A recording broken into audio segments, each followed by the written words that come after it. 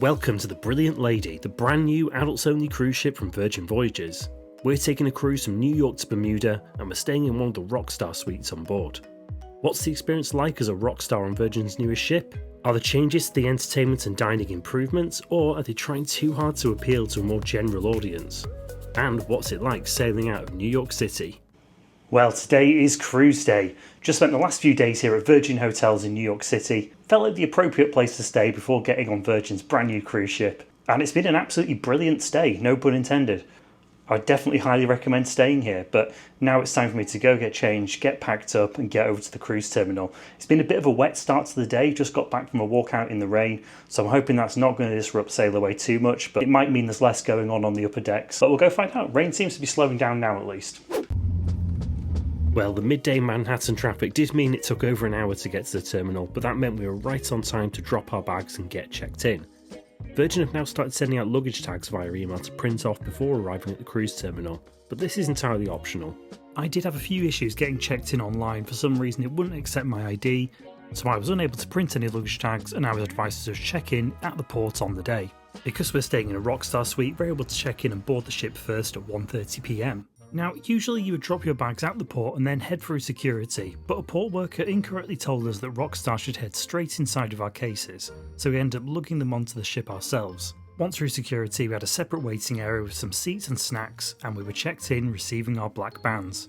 This black band is used to open our rooms and pay for any extras on board such as drinks.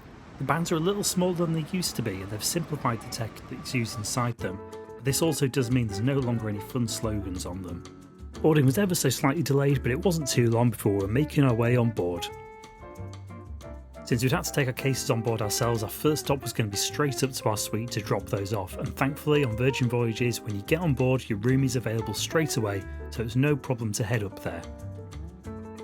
And for this cruise, we're staying in a seriously suite for our fourth time, and this time it's in room 12273A.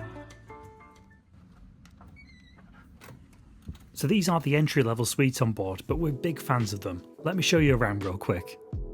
The rooms are good sized and there's a really nice, big, comfy bed. Aside from the bed, not too much of a furniture in the room other than this one chair, but there is a good amount of storage available, including a big wardrobe and plenty of drawers. One of the more unique features of the Rockstar cabins is the in-room bar. Everything in the bar is included, but you don't get any refills of that.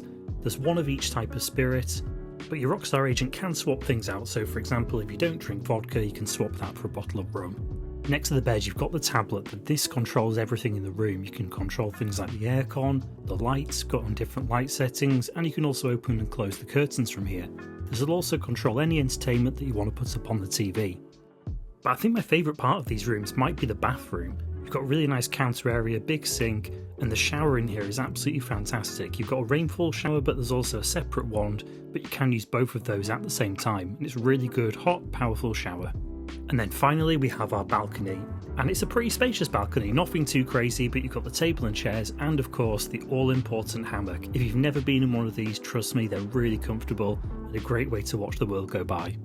In our room there was a bit of information about what we get for our loyalty status on board, and also what perks we get as Rockstars. One of the first of these perks is our welcome meeting, which was going to be down in the SIP lounge. The Rockstar welcome lasts for the first couple of hours that you're on board, and you get unlimited champagne that they're constantly coming around to top up, and it's also an opportunity to meet your Rockstar agent, discuss any swaps that you want for the bar, maybe any reservations you've not been able to take care of. You know, we had everything sorted, so we didn't really need to speak to our Rockstar agent about anything, but unfortunately she did leave us waiting quite a while.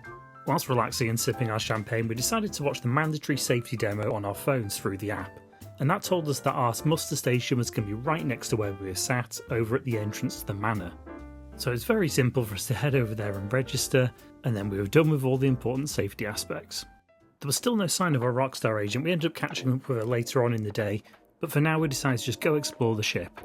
We started by heading over to the roundabout, which is the ship's central atrium area. This space has been greatly improved on Brilliant Lady, but for now we made our way downstairs to the On The Rocks bar, which is our favourite bar on the ship. It's a really nice setting here at night, but it's also great during the day when you can go and sit by the portholes and look out the windows. But by this point we were starting to feel a little bit hungry, so we decided to make our way up to the galley. This is a food hall up on deck 15, and it's sort of what Virgin have instead of a buffet. But rather than go straight there, we decided to take a bit of a detour to see some more of the ship. We walked through the casino to get to the front of the ship and then took the lifts up.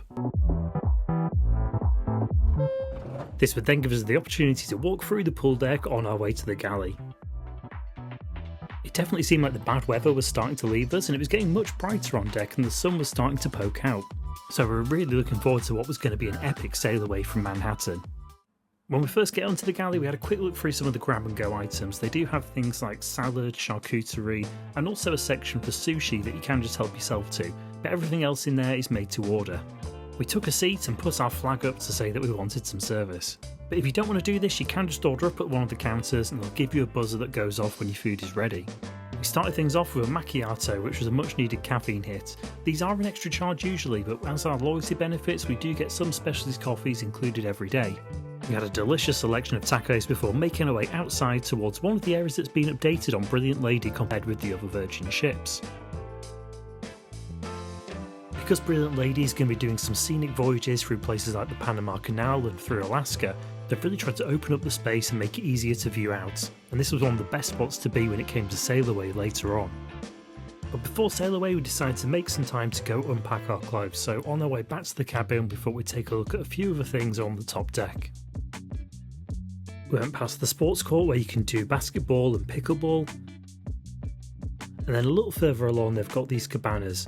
The private cabanas cost a few $100s to rent out on a sea day and feel like a complete waste of money. There's always plenty of space to be able to relax by the pools, or for us as Rockstars in Rich's rooftop. This area is for the exclusive use of Rockstars, well, Rockstars and the occasional influencer that Virgin decides to throw a freebie to, but it is usually pretty quiet up here, especially compared to the rest of the ship, so there's plenty of day beds around, there's lounges, hot tubs, and at 5 PM every day you get 1 hour of unlimited drinks. Back at the room we got ourselves properly unpacked and we also met our brilliant room attendant Darwin, who had also looked after us on our previous Virgin Voyages cruise on Resilient Lady. But it wasn't long before it was time to head up again for the sail away party. When we got up on deck they'd started to get the champagne out already for everyone, and this is offered completely free to everyone on board whilst the sail away party's going on. But before grabbing another glass of fizz, because we'd already had a few, we decided to just go line our stomachs a bit first from the galley. A quick bite of sushi and a dessert later, and we made our way back outside.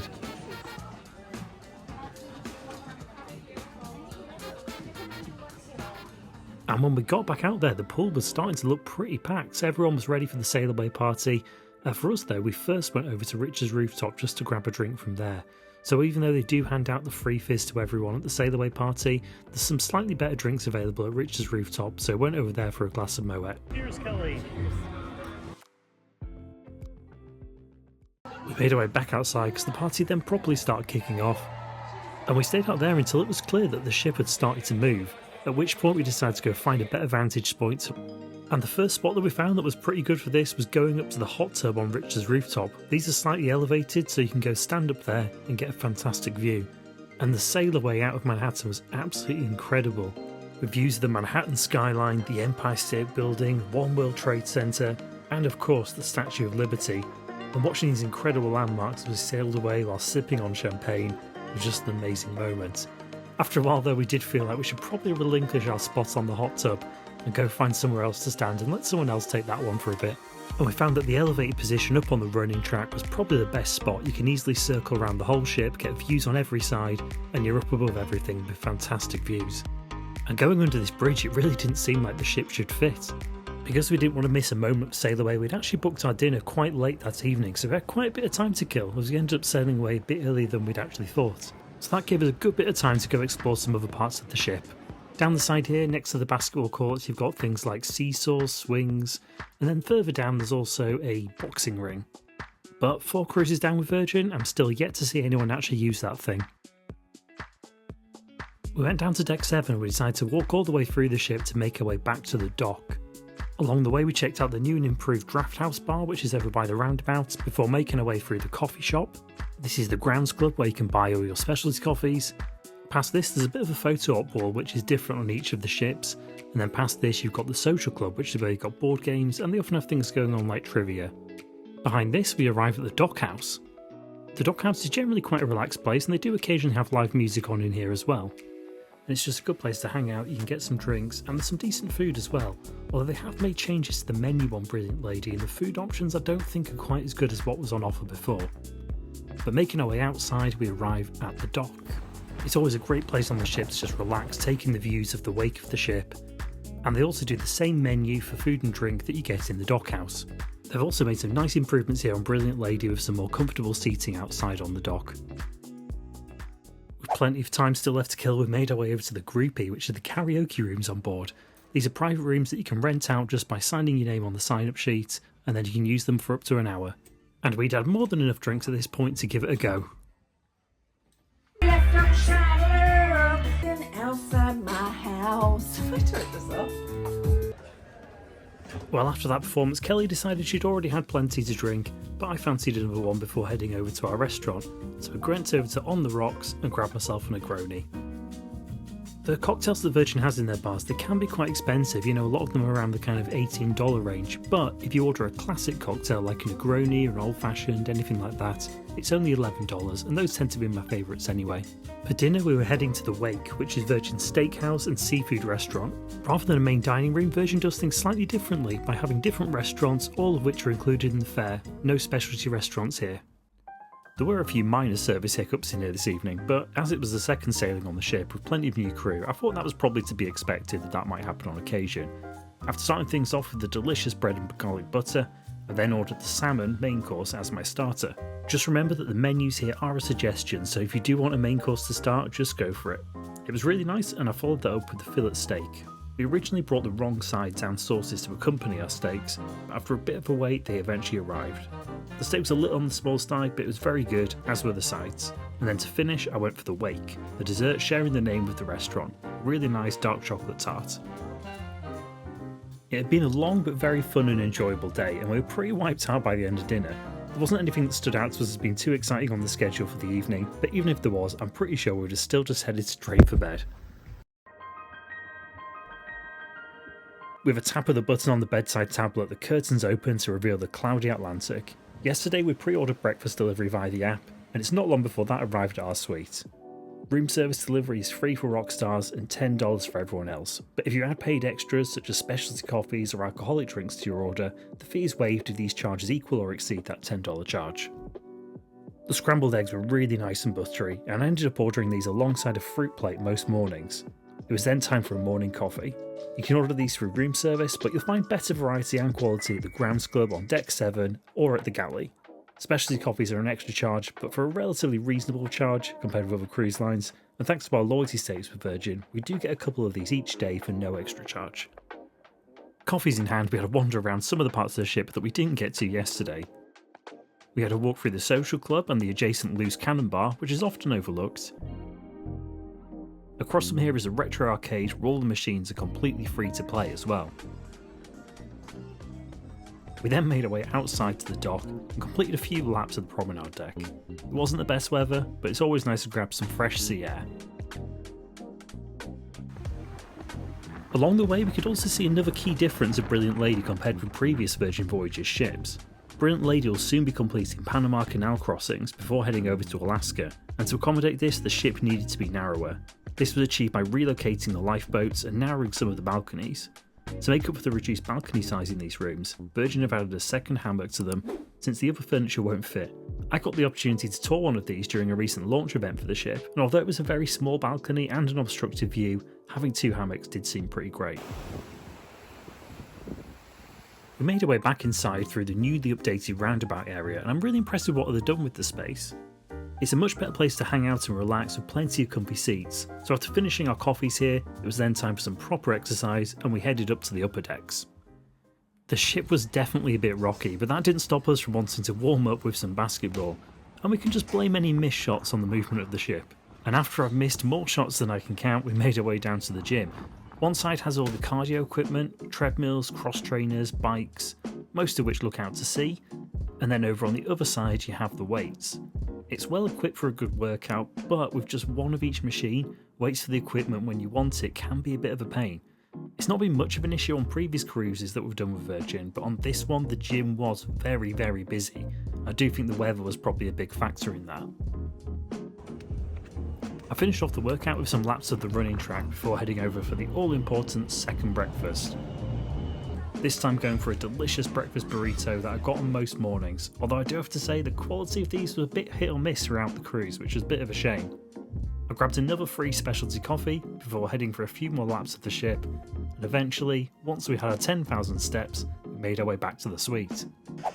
Well, it's been a lovely active morning. Got an hour to kill now before we've got a lunch reservation back over at the wake, so probably going to go get myself another steak.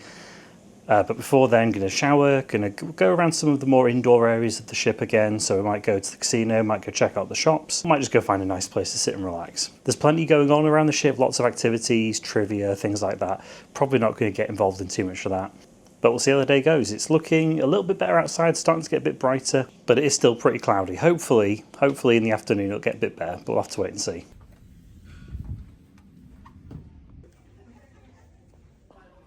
In the end, we didn't actually have a huge amount of time to kill, so we had a quick look around some of the shops on board before heading back to the wake for our lunch. I couldn't resist grabbing another fillet steak, mixed up the starter today at least though with a wedge salad, and then for dessert, rather than eating in the wake, we decided to go to Lick Me Till Ice Cream, the ice cream place on board, all included in the cost of the cruise, and some really nice quality ice cream with flavours that do change up slightly from day to day. After lunch, we were delighted and really quite surprised to see that the sun was really starting to poke through the clouds, so we were able to have a nice relaxing time sunbathing. The pool deck was very lively, but we opted for the more relaxed environment on Richard's rooftop. We spent a few hours soaking up the sun here, whenever it poked through the clouds at least, and we even got to order a few snacks that they have on offer up here. We ended up staying till around 5 PM when the Rockstar happy hour started, but after we had a drink we went back to our room to shower and get ready for dinner in a brand new restaurant on Virgin Voyages. Welcome to Rojo by Razzle Dazzle. Razzle Dazzle used to be the vegan and vegetarian focused restaurant, but it was never too popular, very easy to get a last minute reservation, so on Brilliant Lady they've switched it up to a Spanish tapas restaurant. The decor in here does seem much improved from the Razzle Dazzle days, but what about the food? We tried a good variety of dishes and everything was absolutely delicious. Highlights for me were the patatas bravas, the ham croquettes and the steak. We also had some exceptional service in here for what was probably the best overall meal of the cruise. After dinner we made our way over to the Red Room, the multi-purpose entertainment venue and theatre on board, where tonight it would be set up for Dual Reality, an acrobatic show that's a modern take on Romeo and Juliet. No filming was allowed today, but we did see this on a previous cruise, and it's still a phenomenal show. All the other entertainment on the cruise though will be brand new. We'll be checking that out tomorrow. The next day the weather had started out pretty promising, with sun early on allowing us to be out on the balcony and catching a bit of sun on our morning walk. But as we went to the gym, the sun did soon vanish and rain arrived. For lunch we were back over to Razzle Dazzle. The brunch menu here is largely the same as on the other ships, so it retains the standard Razzle Dazzle brunch items, with just a couple of additional Spanish ones from Rojo. For my main I went for the fried chicken burger, but I ended up just eating the fried chicken and the fries. The quirky black bread bun was awful and completely rock solid.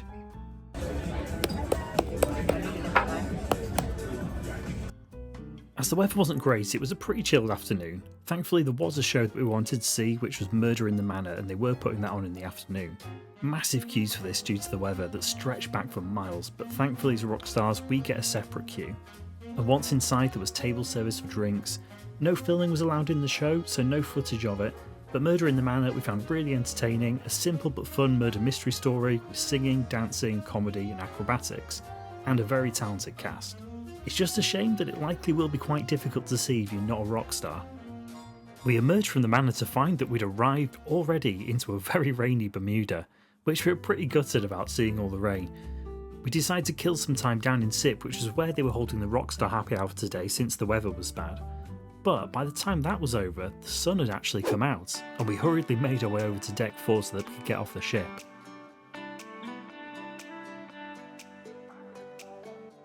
And it was absolutely beautiful out here.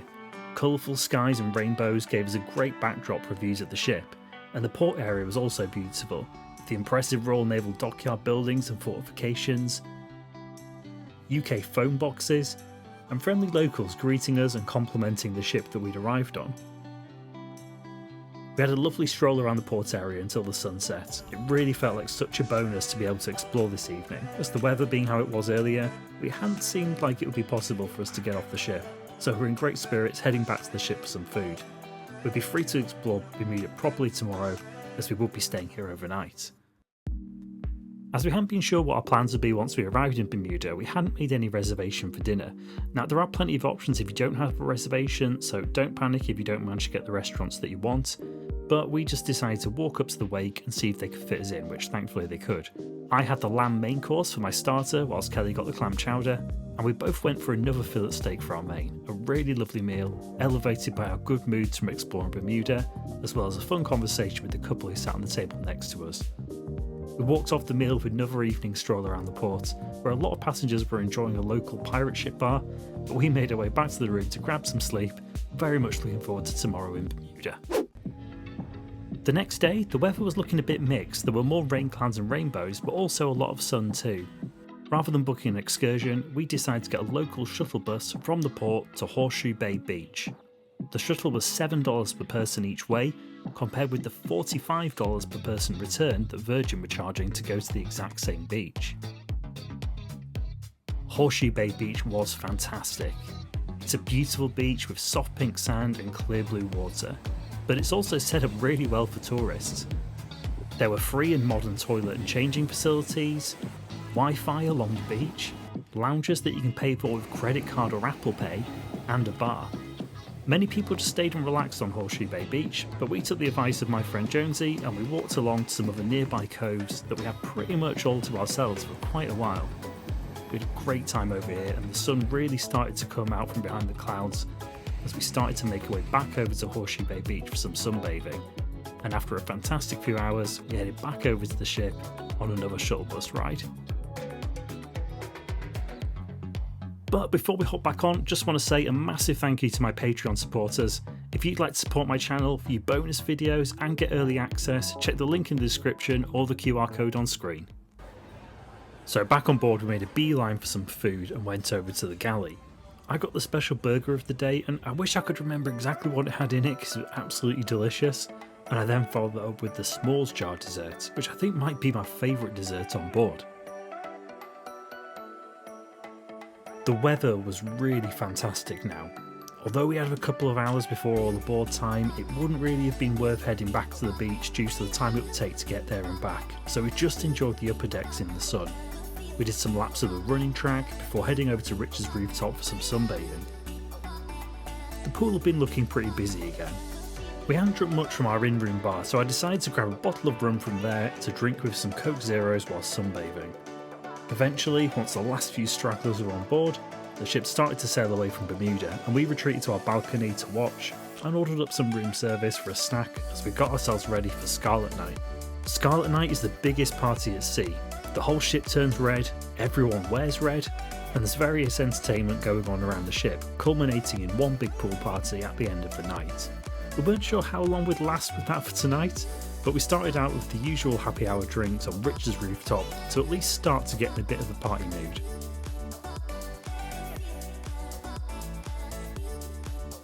For dinner tonight, we were heading to Pink Agave, the ship's Mexican restaurant, and one of our favourites. We were shown to a table next to a couple who were complaining loudly to their waiter about a dish being too spicy, and we placed our order. Pink Agave has a series of small, medium and large plates. We ordered quite a few of each.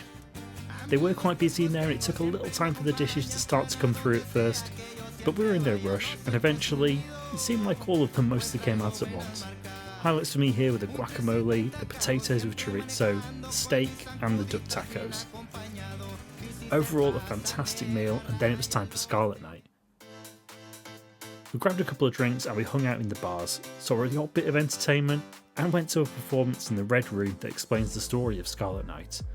But to be honest, we were pretty knackered, so after a bit of a stroll around the ship and a brief stop up at the top deck, we decided not to stick around for the pool party and instead just went back to the suite. Our final full day on board, we woke up a bit tired from the day before, and as the skies were looking a bit grey again, we had a pretty slow and chill day as we made our way back towards New York. For lunch, we decided to head over to the pizza place. This is open every day from midday till 2 AM for freshly cooked pizzas. You can take these to go in a pizza box or just eat them in the restaurant. It turns out a lot of people had the same idea, so it was a bit of a wait, but well worth it for a delicious pizza. We also briefly tried some new food in the dock, but this was very poor to be honest and not as good as the old menu. For dinner we were back at Pink Agave where we ate pretty much the same things as we had the previous night. On short cruises you're not supposed to be able to book the same restaurant more than once, but there are exceptions. We got a walk-in at the wake, so that wasn't a reservation, and our Rockstar agent had managed to book us a second seating at Pink Agave for tonight. When we'd arrived in Pink Agave, we did tell them there was a show we wanted to get to, and to their credit they were able to speed up the service for us. So after dinner we decided to watch Out of Time. I actually did watch some of this during the preview visit to the ship that I'd done earlier, and I had found it a little disappointing. I still wasn't blown away this time, and it definitely felt like a step in the wrong direction for Virgin. It seemed like an attempt to appeal to a more generic cruise audience with a standard singing and dancing show like you'd see in other lines, rather than Virgin's usual entertainment. But it was a talented cast, and I did find that I enjoyed it the longer that it went on. It was also very easy to get into with plenty of empty seats, so unlike the majority of the other shows on the ship, you'd have no issues getting into this one if you're not a Rockstar. And as we arrived into Manhattan the following morning, our cruise was coming to a close. So what are my overall thoughts on the experience and the new Brilliant Lady cruise ship? Well, the cruise wasn't without its issues. Our Rockstar agent was brand new, and she was probably in need of a bit more training compared to what we've experienced on previous cruises. To her credit, any requests were fulfilled, but there was far less proactivity, and we did also find ourselves having the same conversations with her over and over. It seemed like she could never remember, or maybe just never listen properly in the first place when we were having conversations. For example, she'd ask us at least once a day if we'd seen Murder in the Manor, even after we told her multiple times that we had. Some of the menu changes are also not positive. The dock food is worse now, and some of the other food quality, such as the breakfast burritos that have always consistently been good for us in the past, were a bit hit or miss on this one. At times as well, the service was slow, but this was to be expected to an extent as the crew settles into the new ship. Some of the entertainment, such as Out of Time, was not quite the type of entertainment I would expect from Virgin, and most of the shows, especially the ones in the Manor, did have huge lines that required queuing up for hours to guarantee a place if you weren't a Rockstar. And also, the weather wasn't the best on this cruise. Obviously that's not Virgin's fault, but what it did result in was very crowded indoor spaces, and places like the gym and the social club just didn't seem like they had the capacity for that many people being indoors. On the other hand though, some really great new food. Everything at Rojo by Razzle Dazzle was absolutely delicious, and most of the old favourites that we had in the other restaurants are still available and still really great. We also had some fantastic service in most of the restaurants and bars the majority of the time. And we loved some of the new shows like Murder in the Manor, and Up With a Twist is also really good. Overall, we had a fantastic time on this cruise, and we continue to really enjoy Virgin Voyages, and we have plans to cruise with them again on a very exciting itinerary next year and in a bigger suite. And I'm sure we'll book more in the future. But we do sometimes wonder if a lot of what we enjoy about Virgin is just due to the perks that we get with being Rockstars. Having Richard's rooftop when the pool deck is busy, enjoying the free drinks in the room and at happy hour, skipping the lines to the shows.